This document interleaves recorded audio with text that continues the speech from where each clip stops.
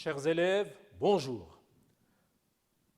Aujourd'hui, je vous propose une séance de lecture qui s'adresse à tous les élèves de la première année du cycle du baccalauréat, toutes branches confondues. Cette séance s'inscrit dans le cadre du module 3 intitulé « Étudier un roman à thèse ». Le roman choisi comme support pour ce module, c'est Le dernier jour d'un condamné. Alors donc, dans le cadre d'une séquence didactique portant sur les techniques narratives et descriptives au service de l'argumentation, nous allons aujourd'hui assister à une séance de lecture dont l'objectif est le suivant. Vous allez pouvoir reconnaître et identifier les caractéristiques du dénouement tragique, c'est-à-dire de la fin tragique. La lecture d'aujourd'hui est une lecture méthodique à partir d'un texte extrait du chapitre 48, c'est-à-dire le dénouement du roman. Alors, sans plus tarder, nous passons maintenant à la lecture du texte. 3 heures sonnaient, on est venu m'avertir qu'il était temps.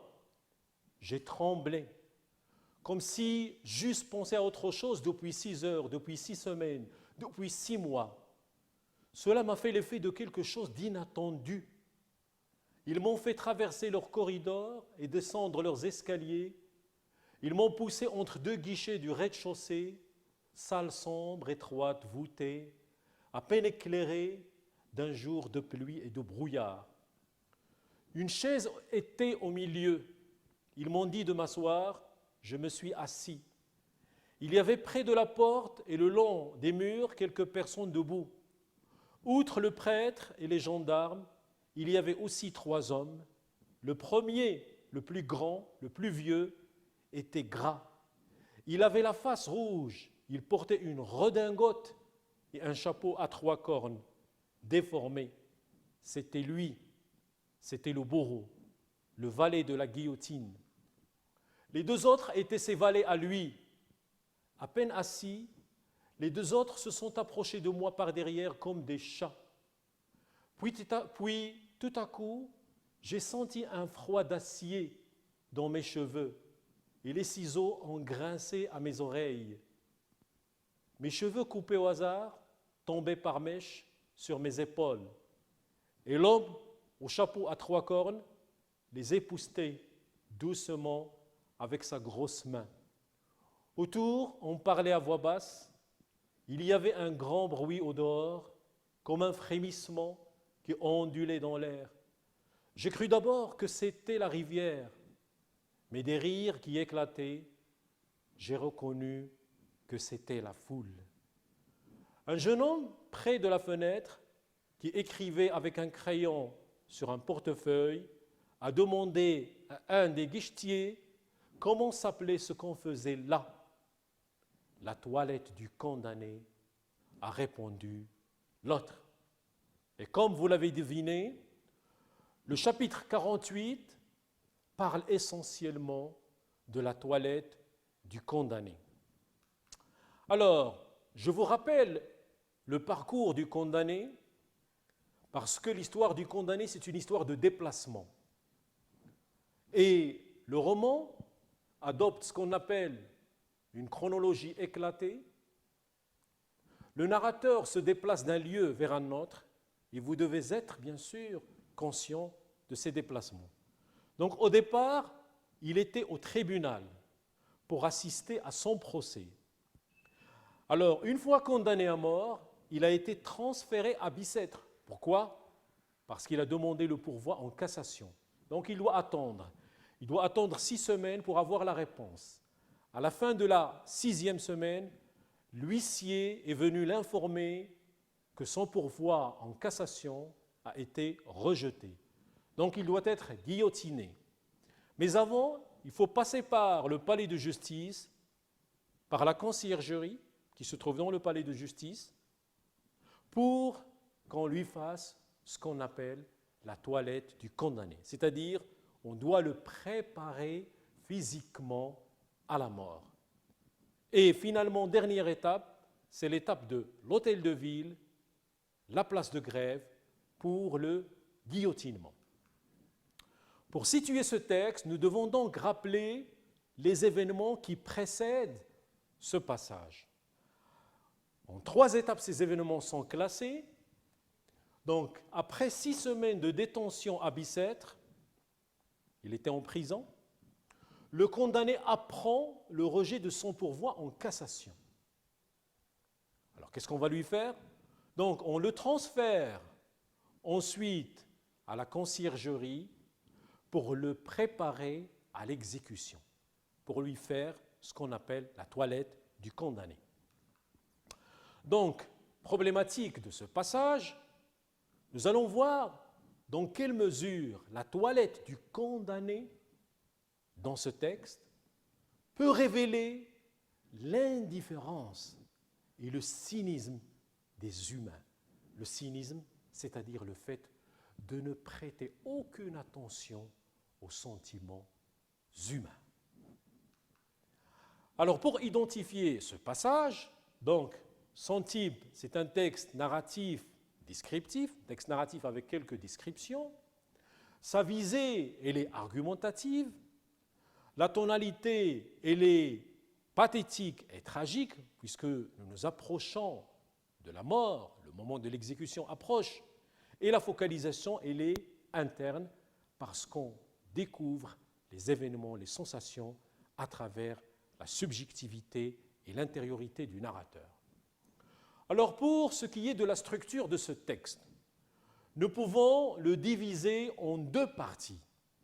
Première partie, elle va de 3 heures sonnées jusqu'à un jour de pluie et de brouillard. Donc, c'est le moment du départ pour l'exécution. On lui annonce que l'exécution approche et qu'il doit se préparer. Et le condamné va se déplacer de la petite cellule dans laquelle il se trouve dans le palais de justice pour aller vers une salle où on va lui faire ce qu'on appelle la toilette du condamné.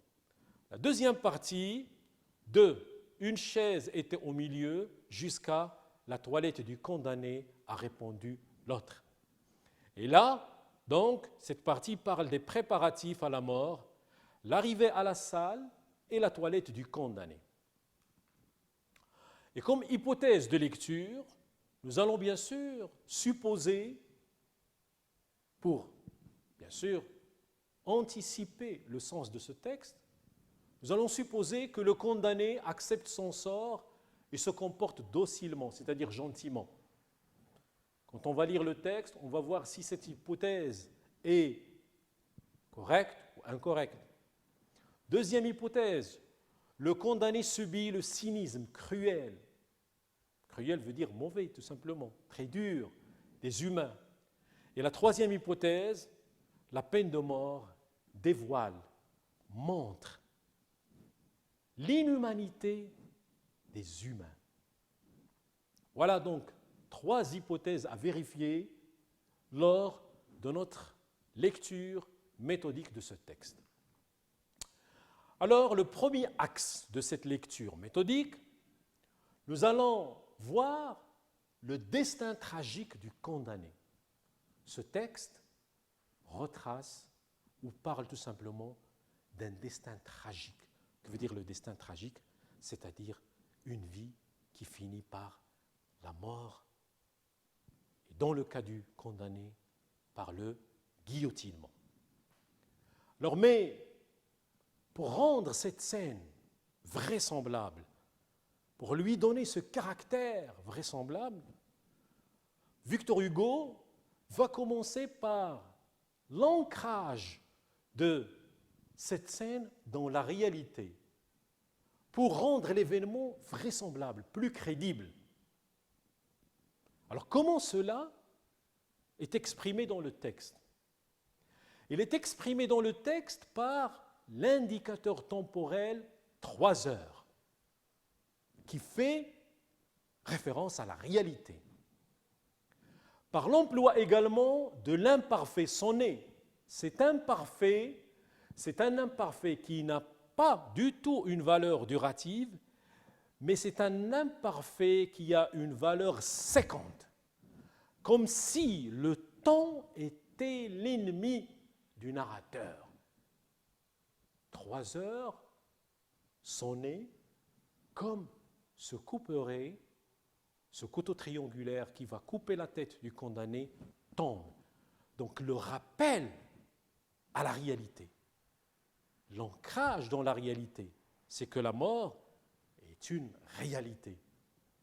Il y a aussi une gradation dans le temps, mais c'est une gradation qui va vers le pire.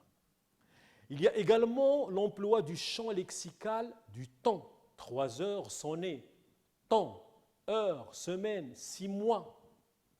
Et l'emploi du passé composé qui a une valeur d'un présent. Donc, ce destin tragique est donné à voir comme une réalité, comme une vérité. Le rappel à la mort s'effectue par le rappel au temps. 3 heures sont nées. Rappelez-vous, l'imparfait, il a une valeur séquente. Deuxième point de cette première partie, c'est que la mort est une fatalité à laquelle le condamné ne peut pas échapper. Donc le texte nous montre, à travers le poids du temps, le poids écrasant, le temps écrase le narrateur. Le poids du temps va nous montrer que la mort, ou la condamnation à mort, si vous voulez, le guillotinement, l'exécution, est une fatalité à laquelle on ne peut pas échapper. C'est ce qui justifie ce destin tragique. Donc, ce destin tragique ou cette fin tragique est rendu par le parcours qui est tracé de la cellule où se trouve le narrateur jusqu'à la salle où on va lui faire la toilette du condamné. Et ce parcours, il est assimilé, il est comparé à une descente. Qu'est-ce qu'il nous dit ? Ils m'ont fait descendre des escaliers.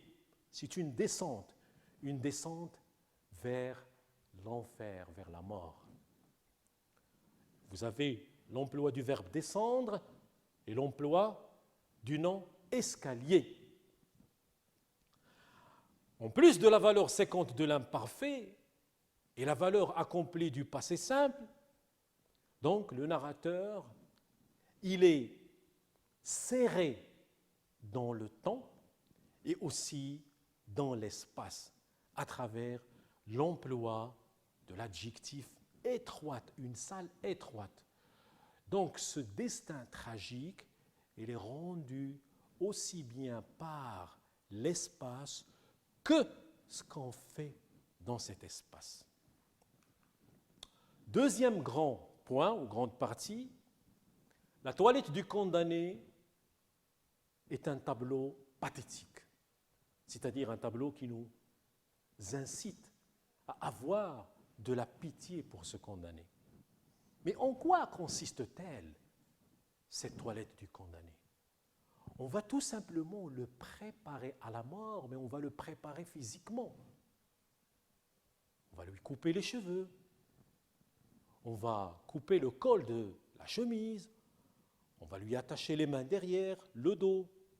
Alors, toutes ces actions montrent quoi ? C'est ce que nous allons voir par la suite. Donc, la préparation physique du condamné se fait dans un cadre sombre, c'est-à-dire où il n'y a pas de lumière, qui annonce la mort. Déjà, le cadre dans lequel on va lui faire ces toilettes annonce la mort. Qu'est-ce qui le montre ? L'emploi de l'adjectif sombre. Salle sombre, étroite, le resserrement physique, voûtée, à peine éclairée, où il n'y a pas de lumière, d'un jour de pluie et de brouillard. Vous voyez que la salle dans laquelle se trouve le condamné est un espace qui annonce lui-même la mort. Donc nous avons le champ lexical de l'obscurité, sombre, à peine éclairé et brouillard. Et ce moment de la toilette du condamné va révéler l'indifférence cruelle des humains. Ces humains qui entourent le condamné et qui sont vraiment, et qui manifestent des comportements cyniques, inhumains. Qu'est-ce qui le montre? L'indifférence humaine renforce l'isolement et la solitude du narrateur. Lorsqu'il entre dans cette salle, alors il y avait des personnes, mais personne ne semble compatir avec le condamné ou avoir de la pitié pour lui. Le condamné devient pour eux un spectacle, tout simplement, ou un objet de spectacle. Il a perdu toute sa dignité et toute son humanité. Donc, et cette indifférence, l'indifférence des humains, renforce quoi? Renforce l'isolement et la solitude du narrateur. Il se sent seul, isolé, effacé de ce monde. Donc, il a symboliquement quitté le monde des humains. Avant même d'être exécuté, il a déjà quitté le monde des humains à travers cette indifférence.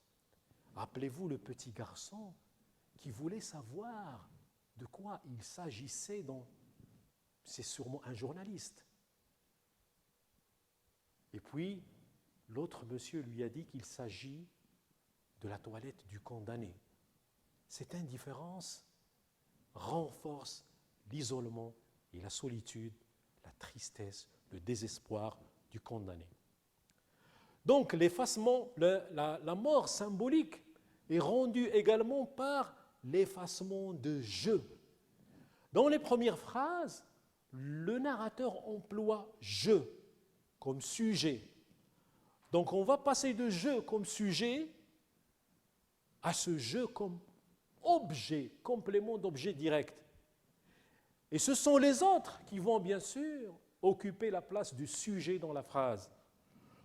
Je, en tant que sujet actif, devient un je passif qui subit l'action, qui ne fait plus l'action. Regardez ce qu'il dit. J'ai tremblé, ils m'ont fait traverser. Vous voyez, le je qui était sujet là devient complément d'objet direct qui subit l'action, qui ne fait plus l'action. Ils m'ont poussé, ils m'ont dit.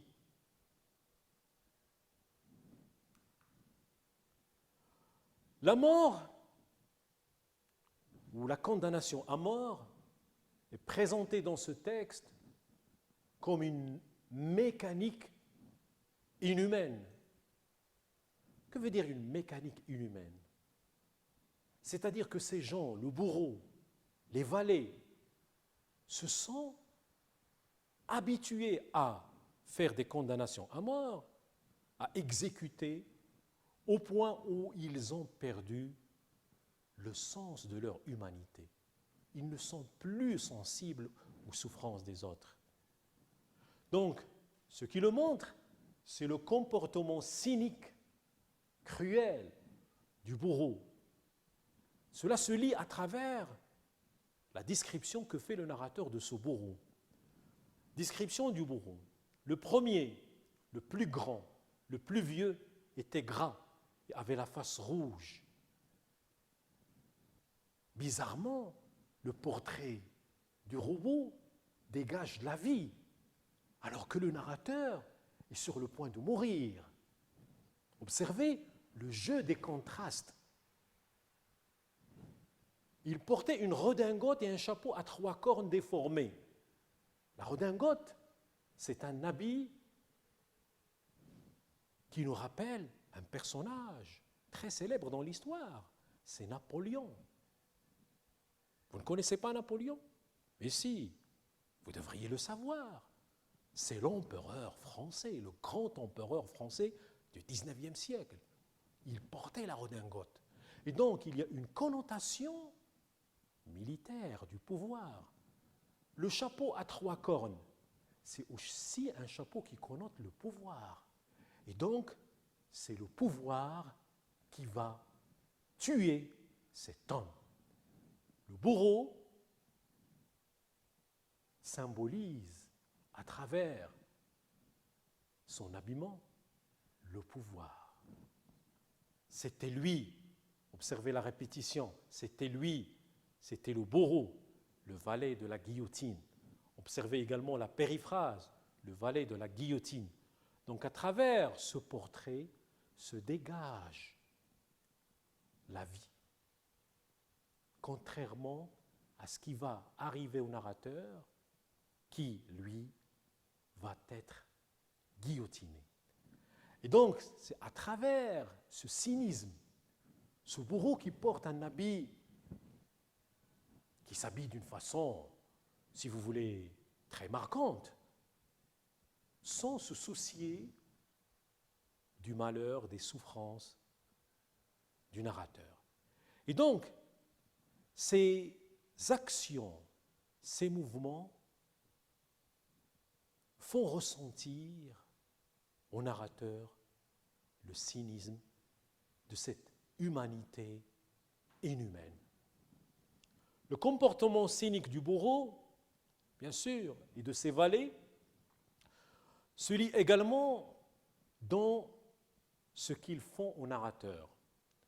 Mes cheveux coupés au hasard, tombés par mèches sur mes épaules, l'homme au chapeau à 3 cornes les époussetait. Il époussetait les cheveux qui tombaient sur les épaules, d'une façon très gentille.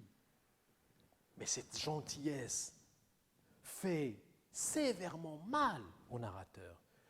Comment vous pouvez être gentil alors que vous allez me tuer dans quelques minutes? Donc voilà ce cynisme qui se lit dans les gestes du condamné et de ses valets. Le comportement cynique des 2 valets se lit également dans la comparaison avec les chats. Pourquoi la comparaison avec des chats? Parce que le chat, c'est un animal qui aime jouer. Et pour eux, le condamné ou la toilette du condamné n'est qu'un jeu pour passer le temps. Et ça va passer. Aucune humanité, aucun sentiment. Et tout cela, bien sûr, nous incite à avoir de la pitié pour le condamné et en même temps d'être d'accord avec Victor Hugo dans son projet qui n'est autre que l'abolition de la peine de mort. Le bruit grinçant des ciseaux rappelle également au narrateur le sentiment qu'il va ressentir, si vous voulez, lorsqu'il sera mort. C'est une image qui nous rappelle le moment de guillotinement. Les ciseaux rappellent le couperet, ce couteau triangulaire qui va couper la tête du condamné. D'accord? Et n'oubliez pas que ces sensations font mal au narrateur.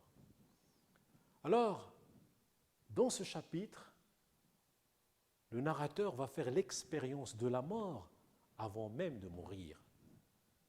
Ça va vous paraître un peu étrange, mais c'est ce que tente Victor Hugo de faire, de nous faire ressentir en tant que lecteur dans ce texte. Il va faire l'expérience de la mort avant même de mourir. Comment rendre cette expérience par les mots et par l'écriture? C'est ce que fait Victor Hugo dans ce texte. le condamné se représente les sensations de la guillotine au moment de la mort. Et puis, dans cette phrase, tout à coup, j'ai senti un bruit d'acier. L'acier nous rappelle ce couperet dans mes cheveux. Et les ciseaux ont grincé à mes oreilles. C'est l'expérience de la mort avant qu'elle n'arrive. Observons le jeu des contrastes auxquels se livre Victor Hugo dans ce texte. Donc le condamné, il est dominé et les autres, le groupe le domine. Le condamné, il est assis sur une chaise dans la salle, les autres, ils sont debout. Le condamné, il est passif, il accepte son sort, il est docile. Rappelez-vous l'hypothèse de lecture qu'on a élaborée au départ. Alors que les autres, ils sont actifs, ils agissent. Lui, il est regardé, les autres, ils le regardent. Lui, il s'apprête à mourir et les autres, ils débordent de vie. Et donc ces contrastes nous montrent à quel point cette humanité est devenue cynique. Pour terminer, nous allons procéder à une synthèse. Donc, dans cette scène de la toilette du condamné, Hugo nous invite à nous interroger, à réfléchir profondément sur les horreurs de la peine de mort. La peine de mort qui est un châtiment cruel, un châtiment barbare et un châtiment inhumain. Alors j'espère, au terme de cette lecture méthodique, que vous avez compris le message que veut envoyer Victor Hugo à partir de cette scène de la toilette du condamné. Ce n'est pas la toilette en elle-même qui nous intéresse, mais c'est le cynisme des humains, l'inhumanité des humains qui sont devenus comme des machines à force de condamner et à force de guillotiner.